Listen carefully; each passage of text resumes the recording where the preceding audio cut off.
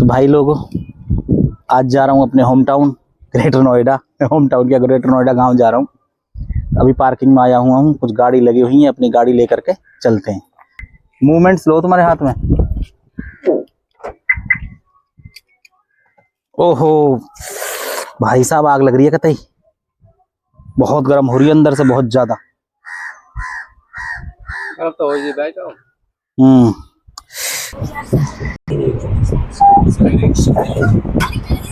चल दिए भाई, जर्नी स्टार्ट हो गई आज की छोटी सी, घर जाने के लिए।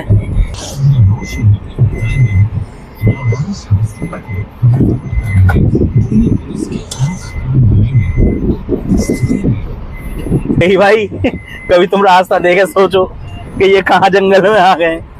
दिल्ली है ये, पार्किंग का रास्ता है ऐसा।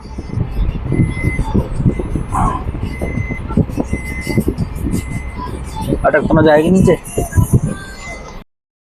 अभी अभी जो फोटो आ रहा था किशोर भाई का था,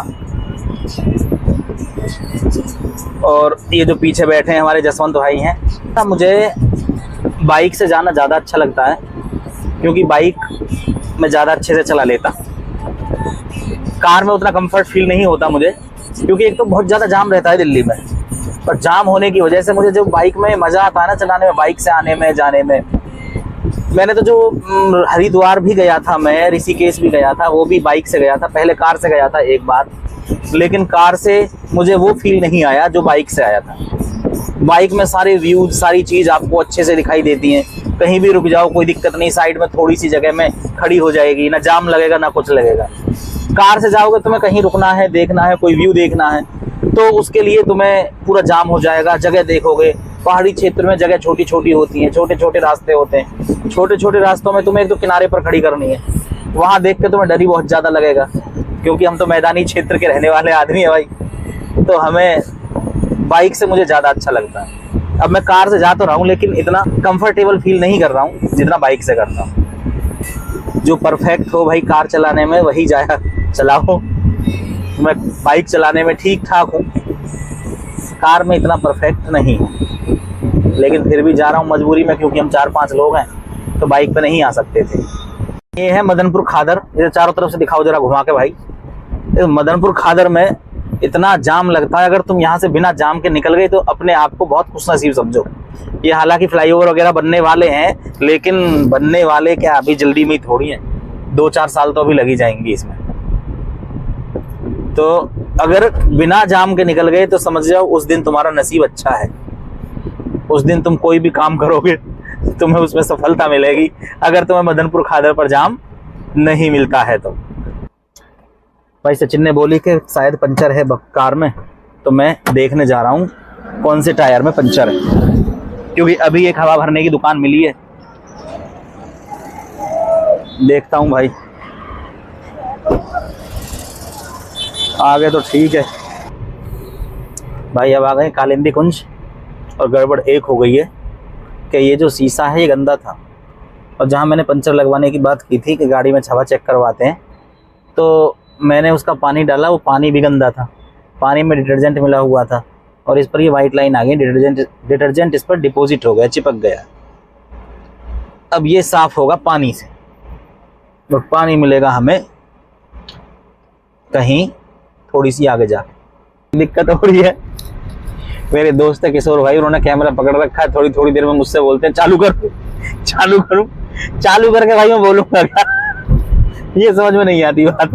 तो अभी हम कालिंदी कुंज है, कालिंदी कुंज का ये पुल है, और इधर ये यमुना जी हैं, आप यमुना जी देख सकते हो भाई। जसवंत भाई कुछ खाओगे? क्या जी? कुछ खाओगे? अभी तो खा के ही निकले अभी हम लोग। भाई जो भी खाओगे खर्चा तिहाई होगा। खर्चा तिहाई होगा भाई, जो भी खाओगे। एक खाएगा तो भी तिहाई, 2 खाओगे तो भी तिहाई, 3 खाओगे तिहाई, क्योंकि किशोर भाई तो भाई जो खाओगे तिहाई खर्चा अपना अपना, दोस्ती पक्की। अब महामाया फ्लाईओवर से हम नीचे उतर चुके हैं। यमुना एक्सप्रेसवे सामने आपको दिख रहा है, ग्रेटर नोएडा। अब ये सीधा रास्ता जाता है हमारे घर, मतलब इतना सुंदर है भाई साहब। और वहाँ दिल्ली में से पार्किंग में से बाइक लेके आए, हम कार लेके आए अपनी, तो वहाँ कैसा गांव से भी बुरा गांव दिख रहा था। और नोएडा देखो, जन्नत, ग्रीनरी देखो, नोएडा ज़्यादा अच्छा है मेरे हिसाब से।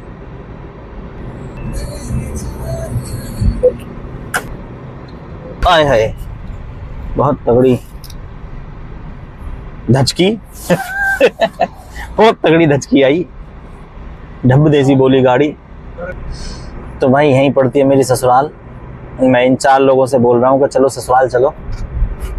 मैं बोल रहा हूँ मुझे दिखाओ रोड, क्या दिखा रहे हो, यहीं बराबर में ही मेरी ससुराल है। मैं इनसे बोल रहा हूँ कि चलो ससुराल चलो, तो मैं विदा दिलवा लाऊंगा, 200-200, 400-400, 500-500 रुपये तुम्हारी झाड़ी बनवा लाऊंगा आज की। ये कह रहे हैं नहीं, इतने ना मिलेंगे। सचिन भाई कह रहे हैं 100-100 क्या कम देंगे, 100 तो मिलेंगे ही मिलेंगे कम से कम। तो ये चलने के लिए भाई रेडी नहीं हो रहे हैं। ये रेडी हो भाई?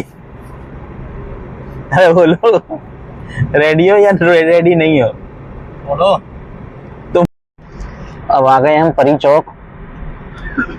अब परी चौक तुम्हें देखो, यहाँ पर परी चौक के नाम से फेमस है ये चौक। यहाँ पर आपको परी दिखेंगी,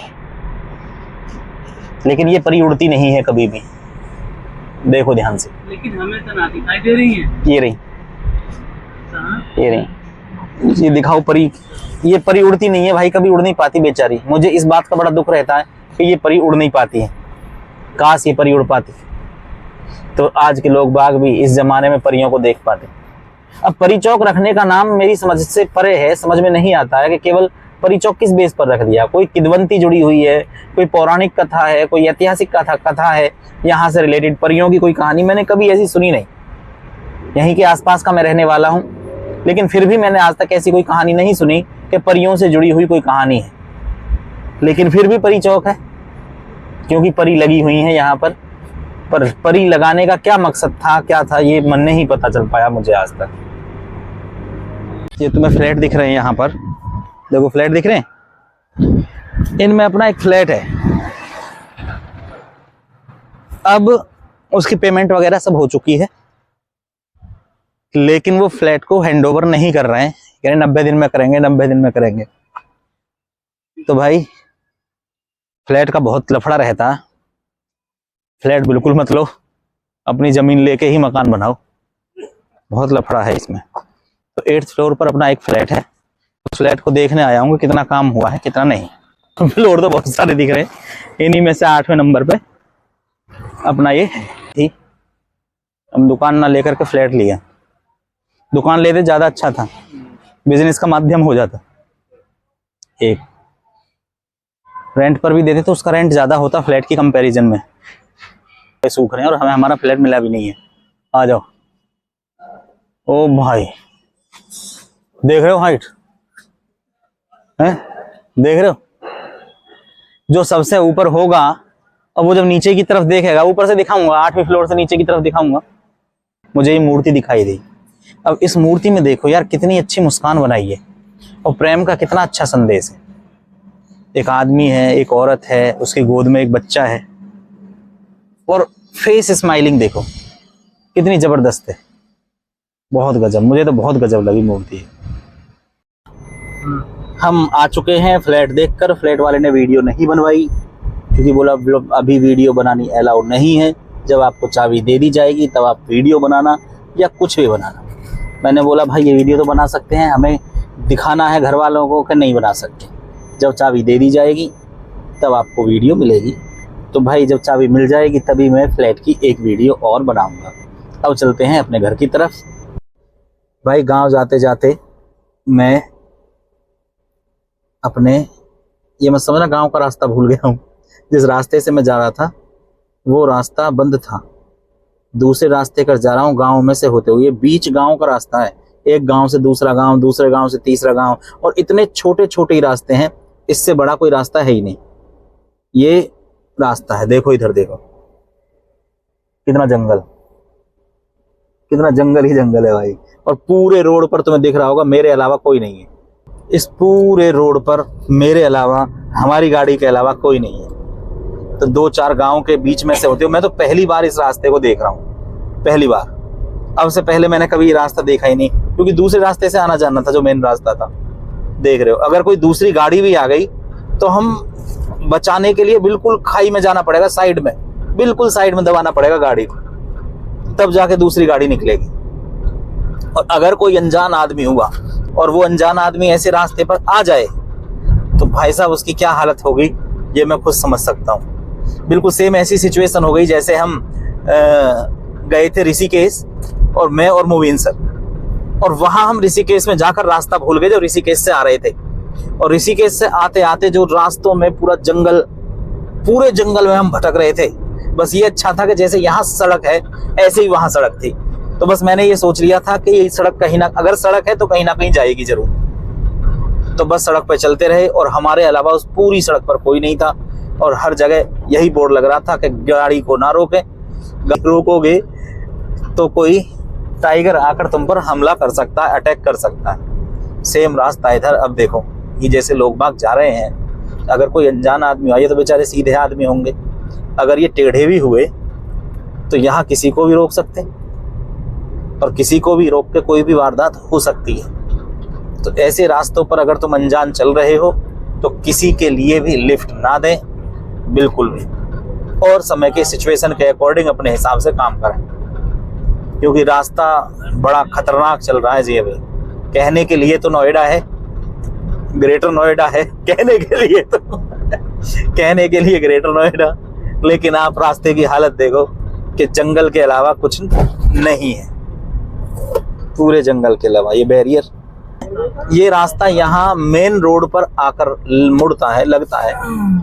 इस मेन रोड से भाई साहब हमें चलना है। ये है मेन रोड, यहाँ पे हनुमान मंदिर भी है। हाँ हनुमान मंदिर है, लेकिन वो तो बड़ी खतरनाक रास्ता था जिससे हम होते हुए आए। तो मेन रोड पे आ चुके हैं, अब कोई दिक्कत वाली बात है ही नहीं। Okay bye, all the very best. अगली क्लास में मिलते हैं, या ब्लॉग में मिलते हैं, या क्लास में मिलेंगे, कहीं ना कहीं की वीडियो तो जरूर आएगी।